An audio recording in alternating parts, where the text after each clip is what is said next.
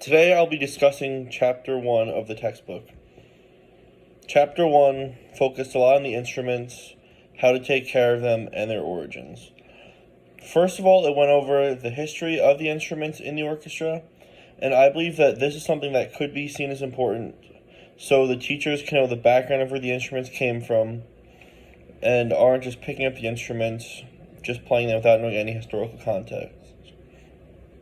After that, it goes through all the parts of the instruments, including the bass, cello, violin, and viola.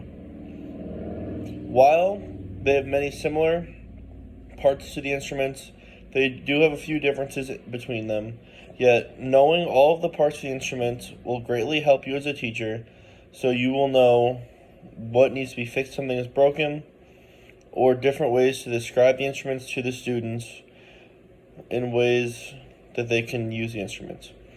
After that, it also touched on things such as the range of the instruments, where obviously we know is the bass being the lowest pitch, and then the cello, and the viola and the violin. So that is then those instruments from lowest to highest. And then it goes off on talking about how there are different sized instruments, something that we do know about already, with the bass being the largest, cello, the viola, the violin, which is directly correlated towards their pitch. But also it discusses how younger students can then get smaller versions of said instruments, like they do make half-size basses, or there are smaller cellos, violas, and violins, so students aren't starting on a full-size instrument, which would then make it very difficult for them to learn, and then they would then learn bad tendencies, and it would be very difficult for them to be able to learn the instrument with proper form. After that, it goes on to the bow. It discusses tightening the bow, and it discusses some sorts of care to the bow, as in cleaning off the rosin and properly rosining the bow. And then for the bass, it also talks about how there's a different bow, the German bow, which has different grip than the French grip, which all of the other instruments that we use have. After that, it talks about different accessories that you can use in the classroom that your students can have. These range from shoulder rests and the chin rests, then things that the students should have at all times, like rosin, which does need to be used for their bow, or things like rock stops for their basses.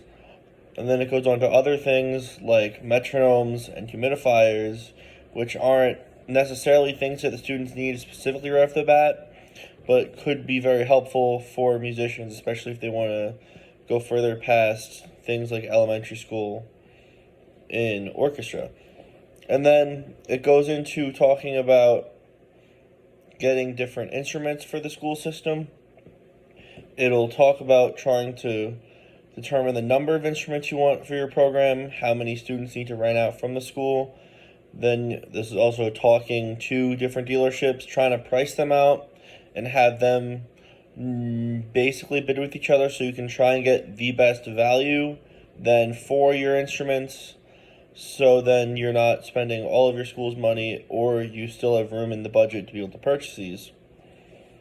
It also then talks about different maintenance for the kinds of string instruments that we have, ways to take care of them.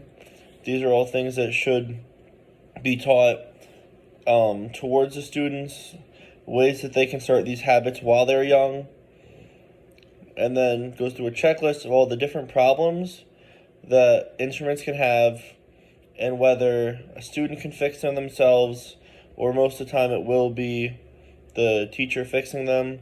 This goes through things like cracks, or it goes through just simple methods of the bow is dirty and cleaning the bow. And then for the crack, once you use glue, or it says it also has a checklist on what you should do to fix that problem. And then it goes through it has problems for the body, and then it goes through problems with the neck, and then it does go through specifically problems with the bow. Overall, this chapter was a good foundation for teachers before they start out teaching, things they should know, and they should set up and get ready before the semester, or I don't know what it's called in high schools anymore. before the school year starts. So they should know what their students want to use and how many they need to order, and then they can make then some of these fixes if the students' instruments in the school have them. These things should be dealt with then. So overall, I think this is a pretty informational chapter based on things for that, and I would say a good way to start off the string teaching textbook.